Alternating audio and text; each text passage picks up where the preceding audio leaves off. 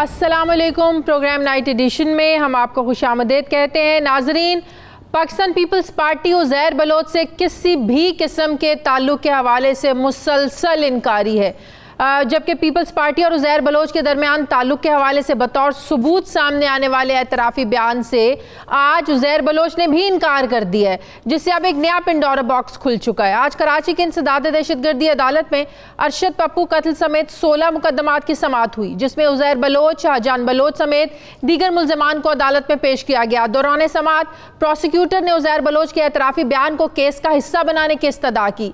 अदालत ने उज़ैर बलोच से इस्तफसार किया कि हम आपके एतराफ़ी बयान की कॉपी इस केस का हिस्सा बना दें। उस पर मुल्ज़िम उज़ैर बलोच ने कहा कि मेरा एतराफ़ी बयान से कोई ताल्लुक़ नहीं है, मेरा एतराफ़ी बयान कोई रिकॉर्ड नहीं हुआ है।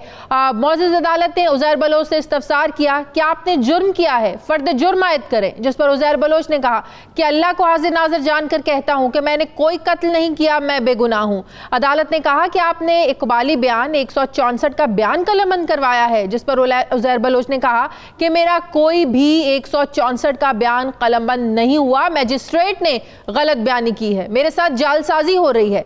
जज ने रिमार्क्स दिए कि आपका जज के सामने एतराफ़ी बयान रिकॉर्ड हुआ है, एतराफ़ी बयान पर तो आपके दस्तखत भी मौजूद हैं। कल को आप इस केस के ट्रायल से भी मुकर जाओगे कि कोई ट्रायल ही नहीं हुआ। केस की समाअत के दौरान पुलिस रिपोर्ट अदालत में पेश की गई, जिसमें बताया गया कि मुल्ज़िम हबीब जान बैरून मुल्क रूपोश है, गिरफ्तार नहीं हो सका है, जिस पर अदालत ने लंदन में मुकीम मुल्ज़िम हबीब जान समेत गैंग वॉर के दीगर अहम कारिंदों को भी इश्तिहारी करार दे दिया और समाअत जुलाई के आखिरी हफ्ते तक मुलतवी कर दी। उज़ैर बलोच के एतराफ़ी बयान से मुकरने के बाद अब नए खदशात जन्म ले रहे हैं, क्योंकि हुकूमत की जानिब से जारी करदा GIT रिपोर्ट, जिस पर तमाम GIT मेंबरान के दस्तखत मौजूद हैं और जो अदालत में भी जमा करवाई गई है, इस GIT रिपोर्ट में ना तो पीपल्स पार्टी के किसी रहनुमा का नाम है और ना ही इसकी क़यादत का। और जिस एतराफ़ी बयान को बुनियाद बनाकर तहरीक के इंसाफ के रहनुमाओं ने इल्जामात लगाए, उज़ैर बलोच अब उससे भी मुकर गया। दूसरी तरफ पीपल्स पार्टी और उज़ैर बलोच के करीबी साथी हबीब जान की जानिब से ये कहा जा रहा है कि उज़ैर बलोच के तहरीक इंसाफ से भी राब्ते थे। उज़ैर बलोच का पीपल्स पार्टी के साथ क्या ताल्लुक था और तहरीक इंसाफ के साथ क्या ताल्लुक था, या क्या कुछ अभी भी राब्ते हैं, इस सब पर बात करने के लिए मुझे ज्वाइन किया है प्रोग्राम में उज़ैर बलोच के करीबी साथी समझे जाने वाले हबीब जान बलोच ने। अस्सलाम वालेकुम, बहुत बहुत शुक्रिया हबीब जान बलोच साहब, आपका आपने वक्त दिया, थैंक यू वेरी मच। हबीब साहब, एक ऐसे मौके पर जब अली जैदी साहब अपनी GIT जो उनके पास है GIT, उसके ज़रिए ये साबित करने की कोशिश कर रहे हैं कि उज़ैर बलोच को पीपल्स पार्टी की क़यादत की सपोर्ट हासिल थी, उज़ैर बलोच ने जितने भी गुनाह किए, जितने भी कत्ल किए, उसमें उन्हें पीपल्स पार्टी की सपोर्ट थी। जुल्फ़िकार मिर्ज़ा ने जिस तरीके से एतराफ़ भी किया कि उनको लाइसेंस दिए जाते थे असलहे के, ऐसे मौके पे आपका ये इंकशाफ कर देना कि भाई उज़ैर बलोच के तो तहरीक इंसाफ के साथ भी राब्ते थे, तहरीक इंसाफ के साथ जो जलसे हुए कराची में, उसको तो उज़ैर बलोच के साथियों की हिमायत हासिल थी। फिर ये कि तहरीक इंसाफ ने उज़ैर बलोच को ये ऑफ़र भी किया कि आप इसमें शामिल हो जाएं। ये ऐसे मौके पर ये इंकशाफात करने का क्या मकसद है? ये टाइमिंग कुछ समझ नहीं आ रही। पहले तो आपका बहुत शुक्रिया, आपके चैनल 92 का भी और आपका भी कि इतने अहम इश्यूज पर आपने राय जानने का मौका दिया। मैं अक्सर कहता हूं कि जो कहूंगा, सच के अलावा कुछ नहीं कहूंगा इंशाल्लाह। और पहले मैं अपने बारे में कह दूं कि I am innocent like a newborn baby. जिस तरह मेरी माँ ने मुझे जना था, आज भी मैं इतना ही मासूम हूँ। शायद कभी एक आध बार कोई गलती हो गई हो, कोशिश करते हैं कि हमारी जात से इंसान को तकलीफ ना पहुंचे। अब GIT के बारे में आपने तमहीद बांधी और उज़ैर बलोच के बयान की बात आपने कही, आज अदालत ने जो बात को कहा, तो हम इसी बात का रोना रोते थे काफी दिनों से कि GIT की तहकीक की जाए कि GIT में जो अफसरान हैं उनकी सियासी वाबस्तगियां, सियासी हमदर्दियां या सियासी दोस्तियां किन किन के साथ है। और पाकिस्तान के बारे में ये लताइफ मशहूर है दुनिया में, लोग वैसे ही करते हैं। उमर शरीफ साहब, मोइन अख्तर अल्लाह उन्हें गरी के रहमत करे, अक्सर कहा करते थे कि पाकिस्तानी पुलिस एक्सपर्ट है हाथी को हिरन साबित करने में। जब आप एक इंसान को संगीनों के साए में कुछ टेबल स्टोरीज बनाकर आप ले आए और उसको बोले ये सही सिग्नेचर करो, वरना तुम्हारी फैमिली को डिस्टर्ब किया जाएगा, तुम्हें किया जाएगा। और आपने ऐसा JITs देखी है पाकिस्तान में ऑडियो और वीडियो के साथ, माजी में होता रहा है। डॉक्टर आसिम ने भी बड़ी बातें कही थी, उनकी ऑडियो और वीडियो के साथ JIT थी। क्या बना क्या नहीं बना, अदालत ने उसे एक्सेप्ट किया। और अब जो नेब चल रहा है, नेब की भी बहुत सारी JIT हमने देखी, लेकिन उन तमाम लोगों को जमानतें भी मिल गई, कुछ लंदन आ गए, कुछ आपके कहने का मतलब यह है कि उस लोच का जो 164 का इतराफी बयान है वो जबरदस्ती लिया गया, प्रेशर पर लिया गया, दबाव पर लिया गया। अगर ये पर सब कुछ गलत है, बकौल आपके तो उज़ैर जान जो है ना वो बहुत इनोसेंट है, उसने कभी किसी को कत्ल नहीं किया। अगर वाकई ऐसा है तो पाकिस्तान पीपल्स पार्टी फिर क्यों जान छुड़वा रही है? पाकिस्तान पीपल्स पार्टी की क़यादत से पूछ लें, किसी रहनुमा से पूछ लें, कोई जानता ही नहीं है उज़ैर बलोच कौन है। कोई जानता ही नहीं है कि उज़ैर बलोच की अगर फरियाल तालपुर के साथ तस्वीर है तो क्यों है। कोई जानता ही नहीं है कि उज़ैर बलोच को अगर पीस अवार्ड मिला है सिंध हुकूमत ने तो किसने दिया, कब दिया, किसी की याददाश्त में कोई चीज़ ही नहीं है। अगर वाकई उज़ैर बलोच इनोसेंट और पीपल्स पार्टी अपने आप को उससे डिस्टेंस क्यों कर रही है? एक्चुअली हमारी प्रोडक्ट को, लियारी को इतना बदनाम कर दिया गया है, और उसमें कुछ रोल शहर के स्टेक होल्डर मुत्तहिदा का था, ज्यादा बल्कि था, कुछ नहीं। वो मीडिया मजबूर था।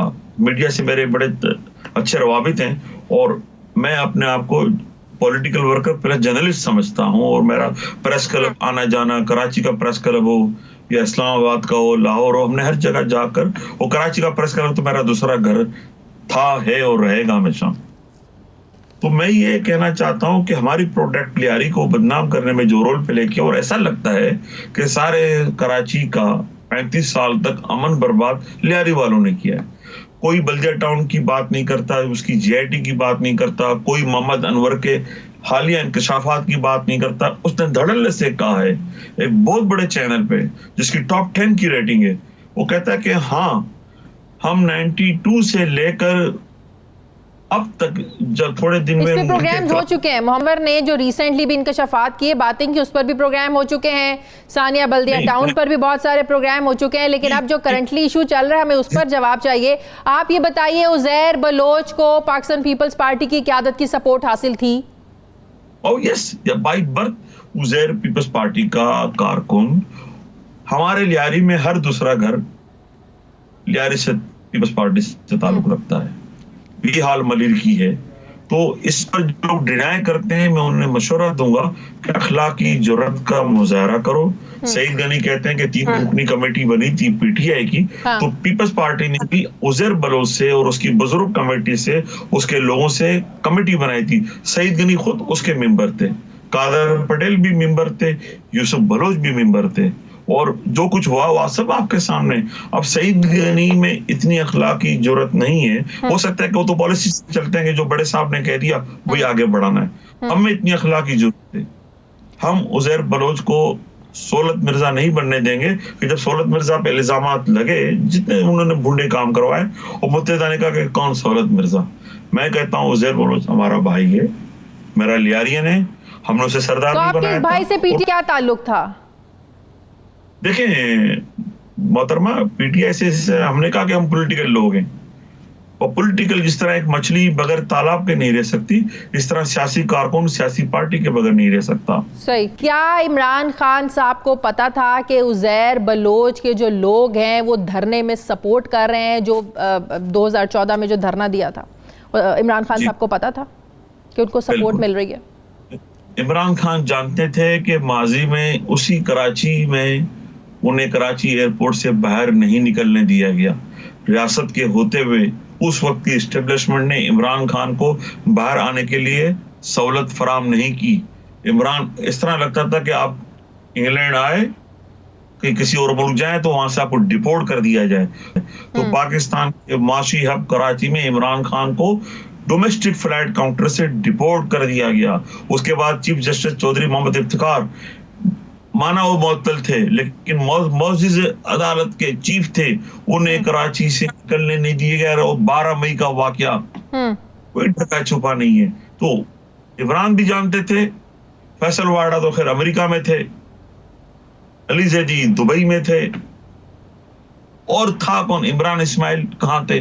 अभी उनसे पूछेगा। आरिफ अलवी साहब कहाँ थे हमें नहीं मालूम, लेकिन ये सब जानते थे कि उनके पीछे अगर रियल पॉलिटिकल फोर्स नहीं होगी, और मुझे फख्र हासिल है अपने लोगों पे, वेल्डन लियारी। चले इस फोर्स के लिए किसी ने तो किया होगा ना, सपोर्ट के लिए किसी ने राब्ता, तो किन किन लोगों ने राब्ते किए थे? पहली मीटिंग हमारी नईम उल-हक साहब के साथ इनके शारा फैसल के दफ्तर में हुई, बहुत अच्छे माहौल में मीटिंग हुई। पर हमारे एक और दोस्त हैं कामरान मिनाज, जो पीपल्स पाकिस्तान तहरीक इंसाफ के साउथ के ओहदेदार हैं आज भी। और यूं हमने, ये एक हमारा जहन था कि अब जब पीपल्स पार्टी से हमारे इख्तिलाफात शदीद हो गए थे मिस्टर जरदारी ग्रुप के साथ, तो हमने कहा, क्योंकि मुत्तहिदा का बड़ा प्रोपेगेंडा था कि लियारी नो गो एरिया, तो हमने तमाम मजहबी जमातों के साथ राब्ते किए, वो हमारे पास है, तस्वीर भी मौजूद है। आज की ये मेंबर पार्लियामेंट जो है सूबाई असम्बली के अब्दुल रशीद जमात इस्लामी के, वो आए पूरे वक्त के साथ। बाबू गुलाम हुसैन हमारे अजीज हैं, हमारे रिश्तेदार हैं, हमारे मुझे ये बुजुर्ग हैं। बताएं कि पीटीआई की तरफ से कौन कौन राब्ते में था? ज़ाहिर है कराची से फैसल वाडा हैं, अली जैदी साहब हैं, इमरान इस्माइल साहब हैं, डॉक्टर आरिफ अलवी हैं जो सदर मुमलिकत हैं, ये सब लोग राब्ते में थे उस वक्त उज़ैर बलोच से, उनके साथियों से, आप लोगों से? बिल्कुल। देखिए, जब मैं लंदन में था तो क्योंकि हमने मोहतरमा बेनज़ीर भुट्टो साहिबा हमारी पॉलिटिकल यूनिवर्सिटी की वाइस चांसलर थी, जो कुछ हमने सीखा शहीद बीबी से सीखा, और ये आज का हल्ला गुल्ला भी हम उन्हीं के आइडियाज को कॉपी कट एंड पेस्ट कर रहे हैं। और मैं बोलता हूँ बीबी थैंक यू वेरी मच, हमने आपसे बहुत सीखा। अब मैं आपको बताता हूँ कि लंदन में रहने का एक बड़ा फायदा हुआ। अल्लामा इकबाल भी लंदन में रहे, कायद आज़म मोहम्मद अली भी रहे, रहमतुल्लाह अलैह भी यहाँ लंदन में रहे, तो लंदन के भी बड़े फायदे हैं। लंदन में रहने का फायदा ये हुआ कि हमारे रवाबित बढ़ रहे थे। तो यहाँ हमारी एक दोस्त हैं, बड़ी हार्ड वर्कर, पॉलिटिकल तौर पे बड़ी उन्होंने मेहनत की तहरीक इंसाफ के लिए। मेरे क्वेश्चंस का स्पेसिफिक आप जरा अगर आंसर कर दें तो जरा बेहतर होगा कि पीटीआई की तरफ से कौन कौन से नाम है जिनकी तरफ से राब्ते किए गए आप लोगों से? शुरुआत जो हुई राबिया जिया ने की, हालांकि अली जैदी मेरे बहुत पुराने दोस्त हैं, हम अमेरिका में भी साथ रहे, अली जैदी से हमारा बहुत अच्छा ताल्लुक है, अल्लाह से जिंदगी थे, कभी कभी वो पॉलिटिकली गलतियां कर जाते हैं, जो ये जेआईटी की गलती कर दी। राबिया जिया उस वक्त इत्तेफाक से लंदन इमरान खान साहब भी आए हुए थे, तो राबिया जिया का फोन आता है, मैं अटेंड करता हूँ, Habib Khan want to talk with mister Mirza, तो मैंने कहा पहले साड़ी तो गल कराओ। सही। फिर मेरी बात ही खान साहब को हमने अप्रिशिएट किया कि खान साहब भी उस जमाने में लंदन में मुत्तहिदा के खिलाफ कानूनी कार्रवाई करना चाहते थे। तहरीक इंसाफ से आज गए? जी राब्ते हैं, बिल्कुल है। सही। कराची अभी मैं हाल ही में मुज़ाहरा था हिंदुस्तान एम्बेसी के बाहर कश्मीरियों की हिमायत में, तो इमरान खान साहब के मामून खुसूसी हैं पॉलिटिकल, जहांगीर खान उर्फ चिकू भाई कहते हैं हम, इज वेरी डिसेंट। तो चिकू भाई के साथ, तो चिकू भाई से पूछे, चिकू भाई अक्सर फोन क्या करते थे, अभी कल मुजाहरा आना है, तो मैं एक ही मुजाहरे में सिर्फ नहीं गया, वो जो था मियां साहब के घर के बाहर, बाकी लंदन में जितने मुजाहरे पीटीआई नहीं। थैंक यू वेरी मच, बहुत शुक्रिया। हबीब जान बलोच साहब मेरे साथ थे, बहुत शुक्रिया आपका। नाज़रीन, मुझे प्रोग्राम में एक ब्रेक लेनी है, वापस आते हैं थोड़े से वक्फे के बाद।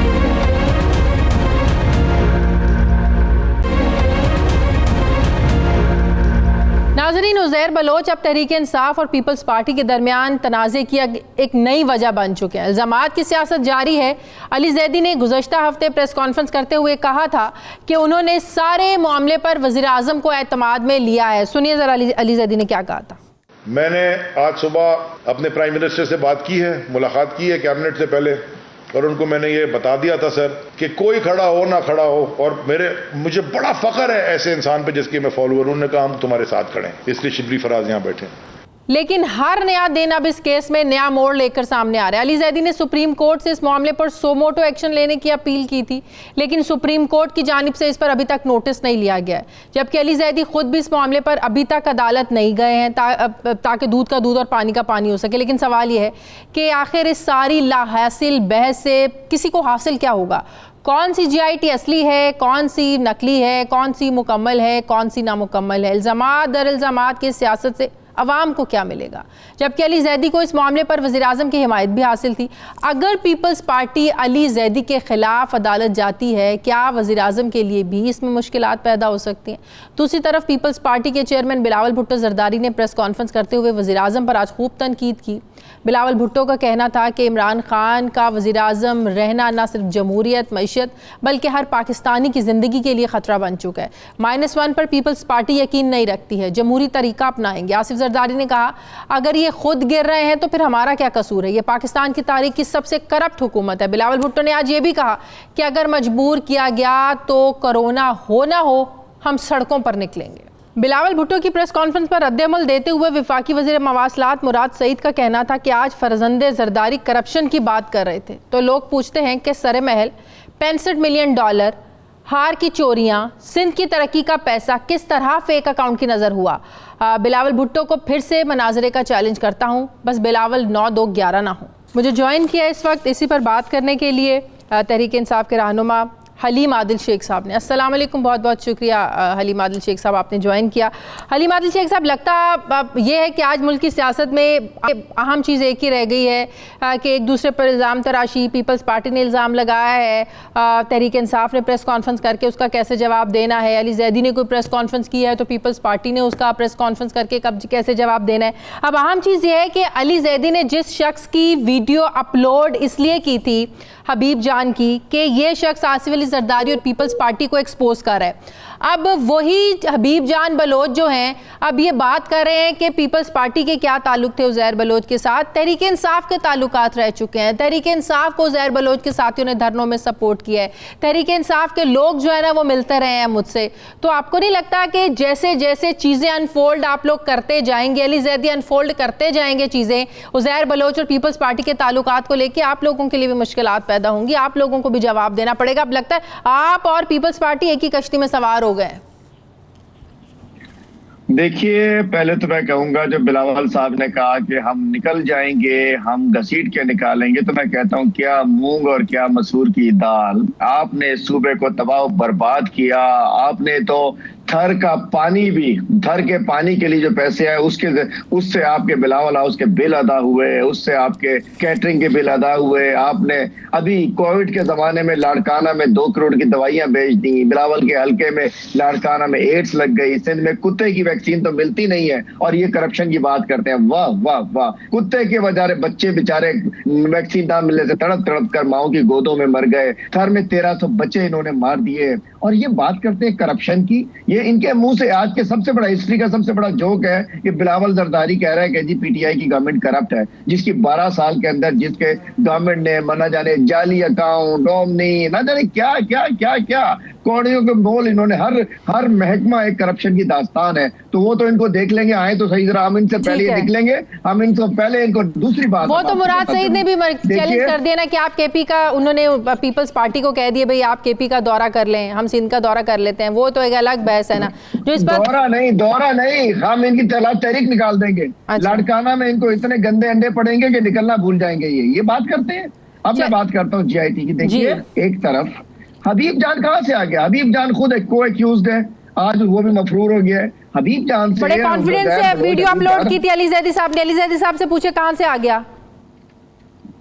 नहीं, वो जो भी वीडियो की, लेकिन उसमें देखें एक जीआईटी है, एक दुनिया जान को खबर है, कराची वालों को पता है 158 लोग किसने कत्ल किए, किसने अरबों रुपए के बत्ते इकट्ठे किए, किसने मनी लॉन्ड्रिंग की, सबको पता है। चलिए, मैं तो सबसे कहता हूँ जो भी मुझसे बात करता है, कल चले लियारी चील चौक पे अपना शो कीजिए, गुजरने वाले 50 लोगों से पूछ लीजिए कि क्यों कौन था उज़ैर बलोच, किसका बंदा था, किसका लेपाला। तो फिर जीआईटी में तो ये भी है कि तहरीक इंसाफ ने उज़ैर बलोच, पीपल्स कमेटी को उज़ैर बलोच को तहरीक इंसाफ में शमूलियत की दावत दी थी। फिर इसका क्या करें? अगर जीआईटी की बाकी बातें दुरुस्त हैं तो फिर ये भी दुरुस्त माने। जीआईटी, ये कौन सी जीआईटी में को आपने आज नई जीआईटी निकाली है? किसी जीआईटी में कहीं नहीं निकाली। ये जो अली जैदी साहब ने जीआईटी पेश की है उसमें नहीं जी, आप बताइए मुझे, एक एक लफ्ज मैंने उसका पढ़ा हुआ है। आप सफा नंबर 16 पढ़ें उसका, सफा नंबर 16 पढ़ें उसका। क्या है उसके ऊपर? उसके ऊपर यही लिखा है कि उज़ैर बलोच ने को शमूलियत की, तहरीक इंसाफ में शमूलियत की दावत दी थी आप लोगों ने। उज़ैर बलोच ने जीआईटी में ये भी इंकशाफ किया था। कोई नहीं था उसके 164 के बयान में नहीं है, कहीं नहीं है। पीटीआई ने कभी दावत नहीं दी उसको, पीटीआई उसका हिस्सा। इमरान खान को अब उदय बलोच की जरूरत पड़ेगी? इमरान खान जिसने 24 साल जद्दोजहद की वो अमन कमेटी के थ्रू चलेगा? इनके तो हिस्ट्री है जुल्फकार से गैंगवार पीपल्स पार्टी की। 2014 के जो कराची में धरने हुए, क्या उज़ैर बलोच ने सपोर्ट नहीं किया, उसके साथियों ने सपोर्ट नहीं किया? ये इल्जाम लगा रहे हैं ना। किसी ने सपोर्ट, झूठ है ना जी, कोई सपोर्ट नहीं किया। हमें तो मुल्क के अवाम ने सपोर्ट किया, कराची के अवाम ने सपोर्ट किया, उसके ऊपर बने। हमें को किसी अमन कमेटी से धरने में सपोर्ट चाहिए थी? पब्लिक आती थी, खुद आते थे। यहाँ कुछ सुजुकी वाले लोग नहीं आते थे कल्चर के जी, सुजुकी 15 सुजुकी उसने दे दी, 20 सुजुकी उसने दे दी। अब ये सब अपनी देखिए डाइवर्ट किया जा रहा है। जीआईटी की असल जो करक्स हैं, जो उसके इश्यूज है, उनको डाइवर्ट किया जा रहा है। हम डाइवर्ट होने नहीं देंगे। अल्टीमेटली इनको हिसाब देना पड़ेगा इन कत्लों का, इन बतों का, इन जलाओ गिराव का, इन मनी लॉन्ड्रिंग का, इन कब्जों का। जवाब इसको उज़ैर बलोच को देना पड़ेगा। लेकिन आप लोग भी लेकिन पीटीआई भी सारे डिबेट को डाइवर्ट ना करे ना। फिर जो पीपल्स पार्टी इल्जामात लगा रही है उसे उन इल्जामात का भी आप जवाब दें। सईद गनी साहब ने कहा आज के 3 लोगों पर कमेटी बनी थी, आरिफ अलवी साहब जो सदर मुमलिकत हैं, इमरान इस्माइल साहब, फैसल वाडा, अली जैदी साहब, इन लोगों पर मुश्तमिल एक कमेटी बनी थी जिसको ये टास्क दिया गया था कि अमन कमेटी से आप लोग जाकर बात करें तहरीक इंसाफ में शमूलियत के लिए और मुख्तलिफ मामलात पर। सईद गनी साहब झूठ बोलते हैं, माजरत साथ उनकी नौकरी इस पर चलती है, झूठ बोलो। बात है कि जो शख्स खुद इल्जामात की जद और डॉक्टर रिजवान की उस पर तो बोलते ना हो। कभी एजुकेशन पे बोलते देखा नहीं उनको, कभी जीआईटी पे बोलते हैं, कभी पुलिस पे बोलते हैं, कभी हवाई जहाज पे बोलते हैं, कभी बहरी जहाज पे बोलते हैं। खुद उनके स्कूलों के अंदर भैंसे बंधी हुई है, गधे बंधे हुए, स्कूल बंद पड़े हुए। तालीम के ऊपर बोलता हुआ ऐसा ज़ेरे तालीम वजीर है जो तालीम पे बोलते हुए कभी नजर नहीं है। उनसे जिसको चाहे बात करा लो, कभी वो आईजी पुलिस के ऊपर बात कर रहे होते हैं, कभी लॉ एंड ऑर्डर पे कर रहे होते हैं। बट सईद गनी की बात और सब इश्यूज पर कमांड हासिल है। आप देख लें, किसी भी वजीर को देख लें, किसी भी इशू पे बिठा लें, टीवी पे बैठ के बिल्कुल सही बोलेंगे, हर इशू पे बोलेंगे। देखिए बिल्कुल कमांड हम सबको अल्हम्दुलिल्लाह हासिल होनी चाहिए, लेकिन पहले अपने इशू को तो क्लियर करें। वो लोग जो बेवरा बात करते हैं पहले अपने डिपार्टमेंट पे बात करते हैं, उन्हें पता होता है कमांड। इनको सिवाय तालीम के हर इशू पे कमांड हासिल है। तालीम पे इनसे कुछ ना बुलवाओ, अपने स्कूलों में नहीं जाना है इन्होंने, टीवी पे बैठे रहना है हर वक्त। बात है सईद गनी ऐसे झूठ बोलने तो नहीं होता, कोई सबूत देना, कोई सबूत दे, कोई तस्वीर दे, कोई वीडियो दे। हबीब जान कहते हैं मेरे पास सबकी तस्वीरें, मेरे अली जैदी साहब की तस्वीरें भी है मेरे पास।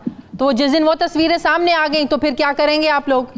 दे देना, फिर उस दिन के उस दिन देखेंगे। यो होगा तो ऐसा होगा, ऐसा होगा तो ऐसा होगा, ये होगा तो वो होगा, वो होगा तो वो होगा। जिस दिन आएगा तो उस दिन जवाब दे देंगे आपको। पहले जो है उसका जवाब दें। इनकी सारी लीडरशिप क्या करने जाती थी? ज़कात देने जाती थी, ज़कात लेने जाती थी। क्या देने जाती थी, क्या लेने जाती थी? जो जब कुछ होगा तो देख लेंगे। जीआईटी में लोगों के मारा गया है, जाने गई है, बच्चों की, जवानों की, बेटों की, उसको भूल जाएं और हम लग जाएं कि जी हबीब जान ने लंदन बैठ के एक बंदे ने फुलझड़ी छोड़ दी, हम उसके पीछे लग जाएं। इतने बड़े शहर के अंदर कत्ल हुए हैं, इतना बत्ते लिए गए, इतनी ये तो उस जीआईटी में लिखा है ना, ये तो उस जीआईटी में लिखा है ना जो अली जैदी साहब पेश कर रहे हैं, जो सिंध हुकूमत ने जारी की है, वो ये सब इल्जामात तो हैं उस जीआईटी में, सब ये बातें तो हैं कि जुर्म हुए, कत्ल हुए, सब कुछ हुआ, लेकिन किसके कहने पे हुआ, किसके हुक्म पर हुआ, ये सब कुछ नहीं लिखा हुआ। ये सुप्रीम कोर्ट में इंशाल्लाह अली जैदी साहब जाएंगे अनकरीब, और वहां जाके दूध का दूध और पानी का पानी हो जाएगा। किसके कहने पे हुआ, किसने करवाया, किसको फायदा हुआ, किसको बनवाया, किसको जिंदा कराया। ये अभी तो स्टार्ट हुआ है, अभी तो पार्टी शुरू हुई है। अभी देखिएगा सही कौन कौन बेनकाब होता है इसके अंदर। ठीक है, बहुत बहुत शुक्रिया तहरीक इंसाफ के रहनुमा हलीम आदिल शेख साहब मेरे साथ हैं। नाज़रीन मुझे प्रोग्राम में एक ब्रेक लेनी है, वापस आते हैं छोटे से वक्फे के बाद।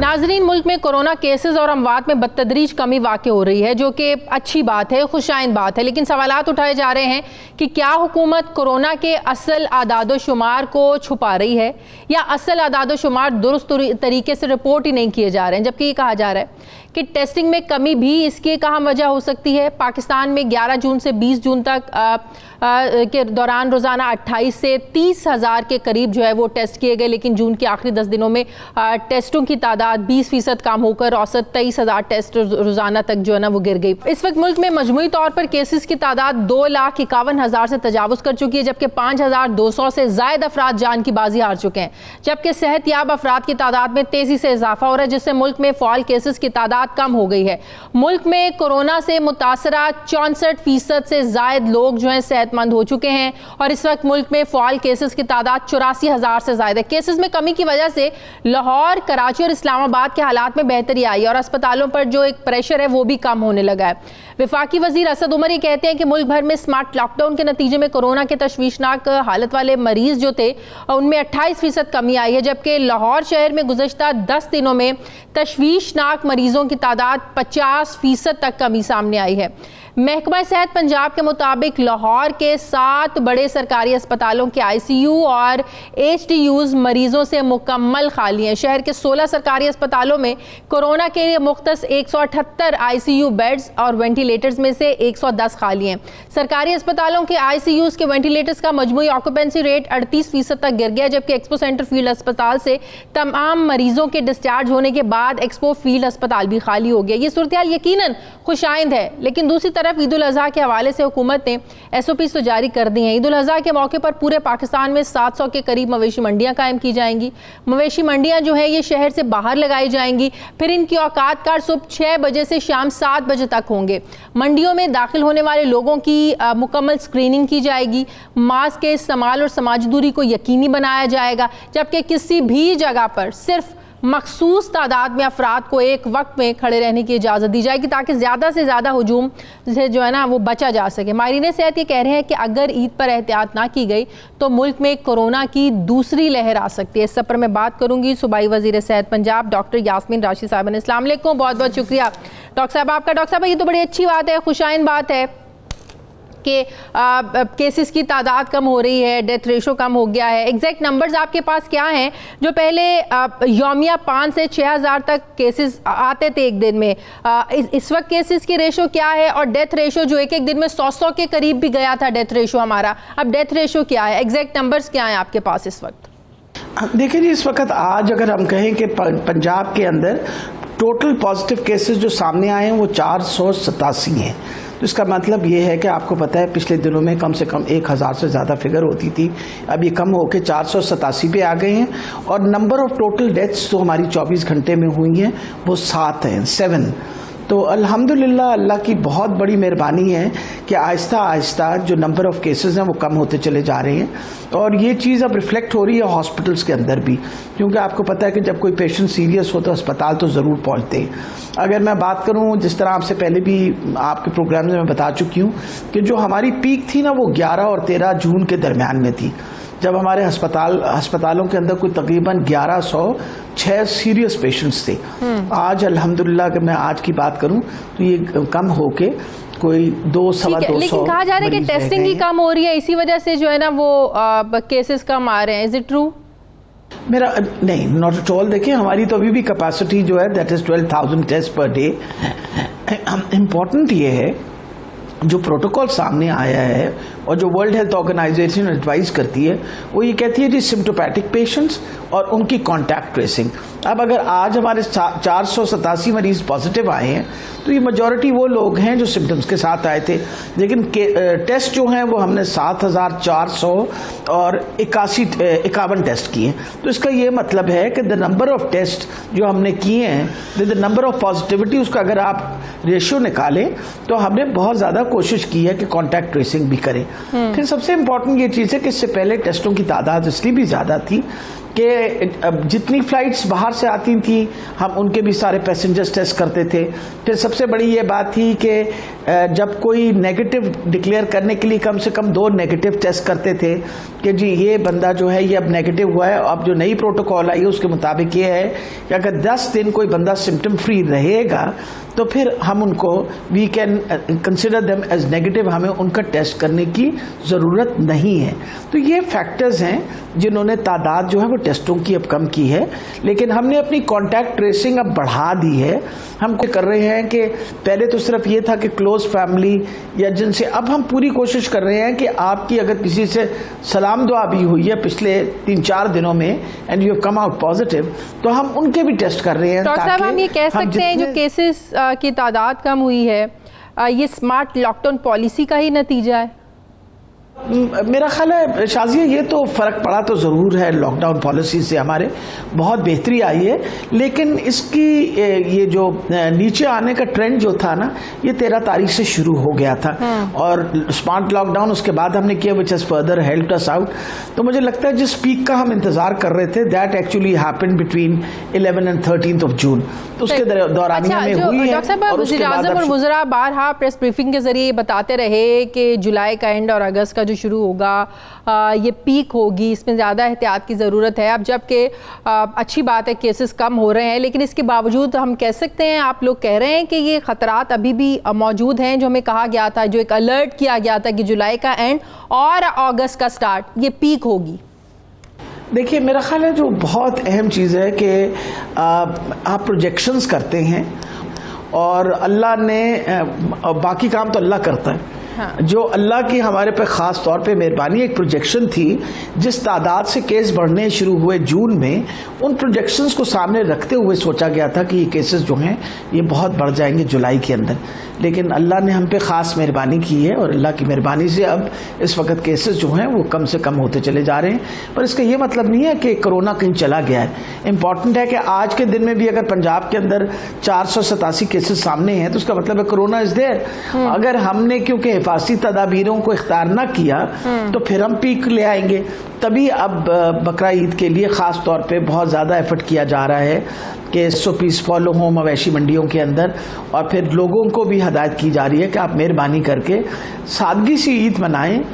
पाकिस्तान ऐसी हिदायत आप लोगों ने ईद उल फितर पर भी जारी की थी, लेकिन उसके बावजूद हम लोगों ने देखा कि ज़ाहिर है लोगों ने बिल्कुल भी उसको फॉलो नहीं किया और केसेस बढ़े।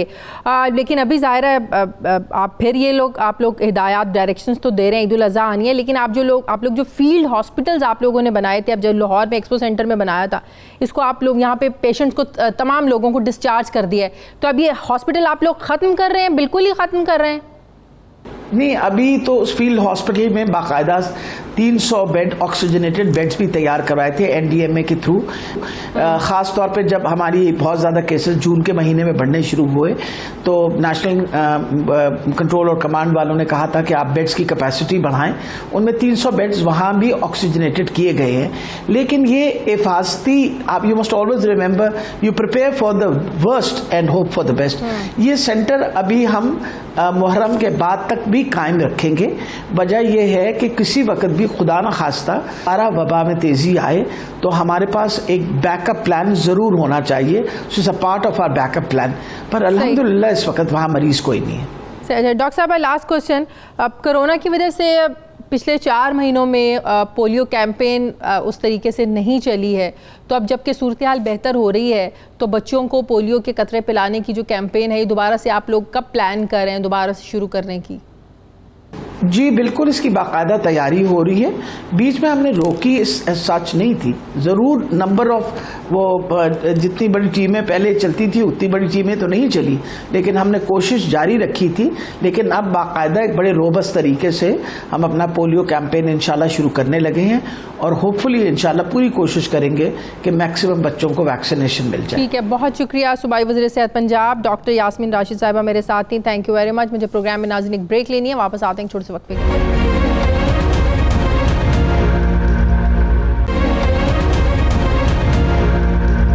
नाज़रीन, पंजाब की साबका हुकूमत की जानिब से जनूबी पंजाब में 4 अरब रुपए से ज़ायद का शुरू किया जाने वाला खादिमे पंजाब उजाला प्रोग्राम में बेज़ाब्तगियों का इंकशाफ हुआ है। ज़राए से मिलने वाली एवेलुएशन रिपोर्ट में प्रोजेक्ट की तकमील के लिए कंसल्टेंट्स को 20 करोड़ 30 लाख की मुबैना मशकूक अदायगियाँ करने और प्रोजेक्ट मैनेजमेंट यूनिट पर 7 करोड़ 45 लाख के बिला जवाज़ अखराजात करने का इंकशाफ भी सामने आया है। जबकि ज़राए ये दावा कर रहे हैं कि खादिमे पंजाब उजाला प्रोग्राम के तहत गैर मियारी सोलर सिस्टम लगाए गए, सोलर सिस्टम लगाए बगैर एडवांस पेमेंट भी की गई। बिजली की बचत के लिए लगाए गए इन्वर्टर्स भी गैर फ़ाल हैं, जबकि लगाए गए सिस्टम में से 27% मनसूबा मुकम्मल होने के बाद भी ऑपरेशनल नहीं है।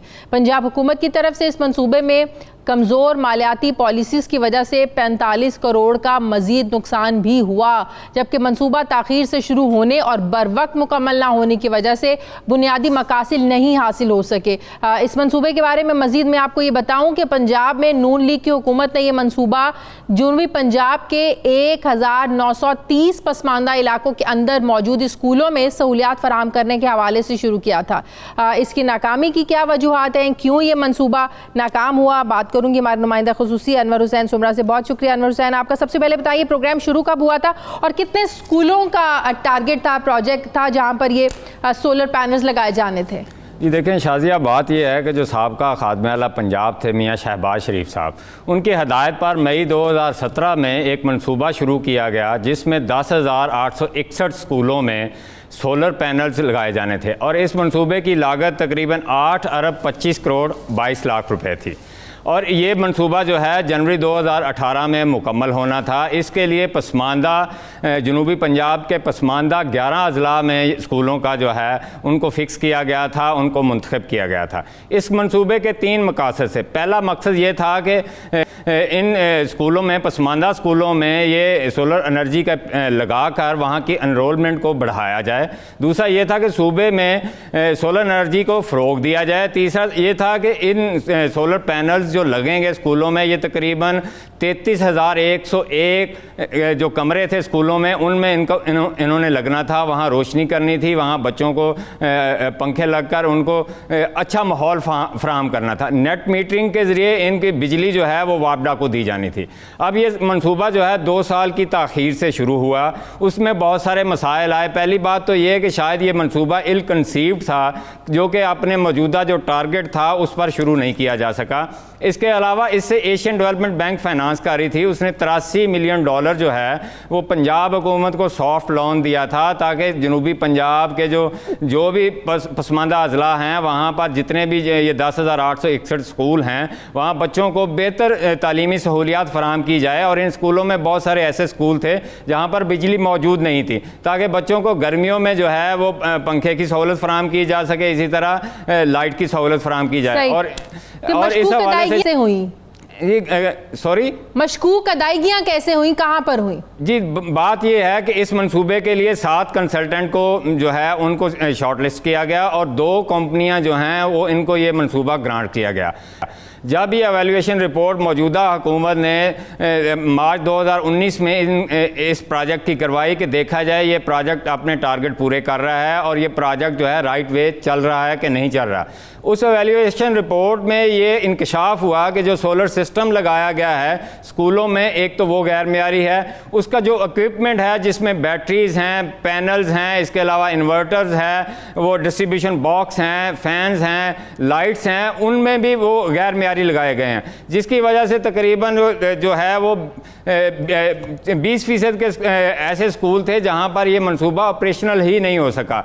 इसके अलावा 5 अजला में ये मनसूबा अपनी मुकर्रर मुद्दत में शुरू नहीं किया जा सका। उसके पीछे मुहर्रकात ये थे कि जब ये शॉर्ट लिस्टिंग की गई तो स्कूलों का ये प्लान है, तो क्या हुकूमत इसको आगे बढ़ाने का इरादा रखती है, शुरू करने का इरादा रखती है?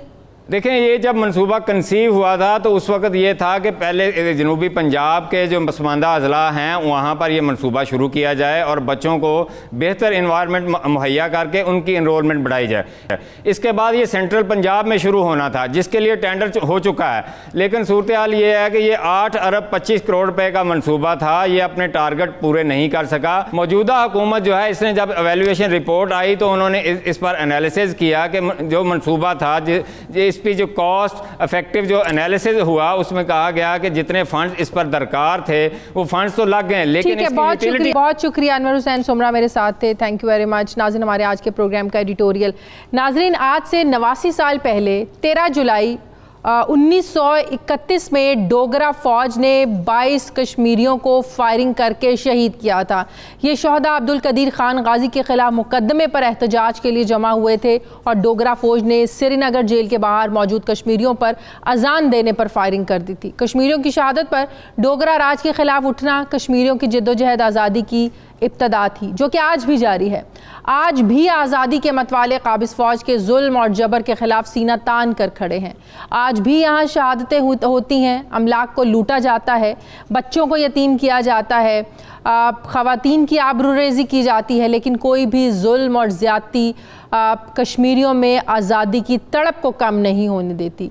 हम शहदाए कश्मीर को खिराज तहसीन पेश करते हैं और यकीनन ये कुर्बानियाँ एक दिन रंग ज़रूर लाएंगी और आज़ादी कश्मीरियों का मुक़द्दर ज़रूर बनेगी इंशाअल्लाह।